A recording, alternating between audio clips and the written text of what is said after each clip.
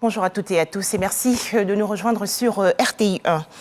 Pour commencer, l'actualité en Côte d'Ivoire avec cette mesure drastique pour lutter contre la vie chère. En effet, le ministère du Commerce, de l'Industrie et des petites et moyennes entreprises a procédé récemment à la mise en place d'une brigade spéciale. Il s'agit de la brigade de contrôle rapide, la BCR. Cette structure va ainsi préserver le pouvoir d'achat des populations et réprimer toute pratique de prix illicites et défaut d'affichage. Toujours en Côte d'Ivoire, la lutte contre les établissements sanitaires illégaux. Le ministère de la Santé, de l'Hygiène publique et de la couverture maladie universelle a lancé une campagne. Objectif, mettre fin à la prolifération des structures illégales dans le secteur de la santé. Les explications tout de suite de Issa Yeo. Objectif, zéro clinique illégale d'ici à 2025 en Côte d'Ivoire. C'est le pari que se fixe le ministère de la Santé, de l'Hygiène publique et de la couverture maladie universelle. Le ton de la campagne est donné par le ministre Pierre Demba. Il s'agit de veiller à la régularité administrative et sanitaire des établissements privés.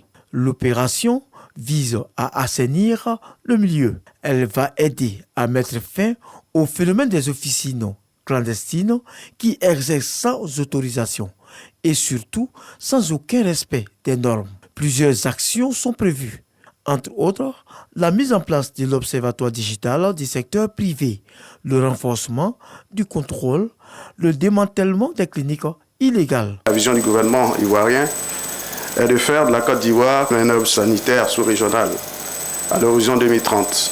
Le secteur privé délivre plus de 40% des soins dans notre pays, mais nous devons dénombrer aussi que 81% des structures qui interviennent sont illégalement implantées, et ça, c'est pas normal.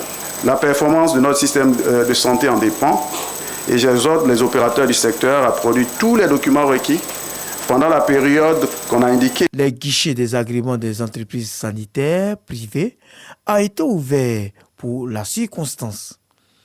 Une plateforme numérique dénommée e-DEPS a aussi été créée pour accompagner l'opération. Lancée le 5 octobre dernier, la campagne se poursuivra jusqu'au 9 décembre prochain. 2 mois de sensibilisation avant de passer à la phase de répression.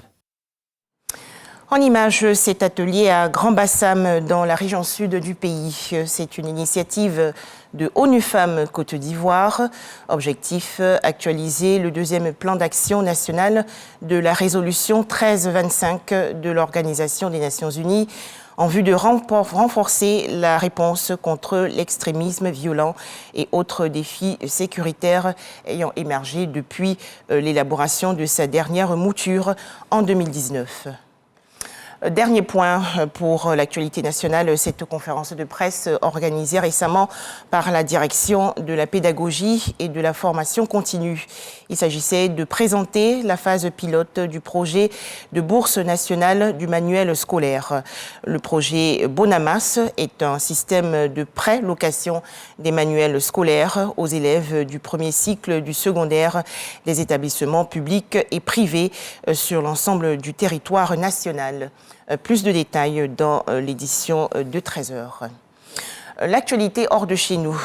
En Guinée-Conakry, le tribunal chargé de juger Moussa Dadis Camara et une dizaine de co-accusés pour le massacre perpétré en septembre 2009, le 28 septembre 2009, a décidé hier de le maintenir en prison le temps de son procès et de rejeter son placement en résidence surveillée. Enfin, en Malaisie, le Premier ministre Ismail Sabri Yaakob a annoncé hier la dissolution du Parlement, ouvrant ainsi la voie à la tenue d'élections nationales avant la fin de l'année 2022.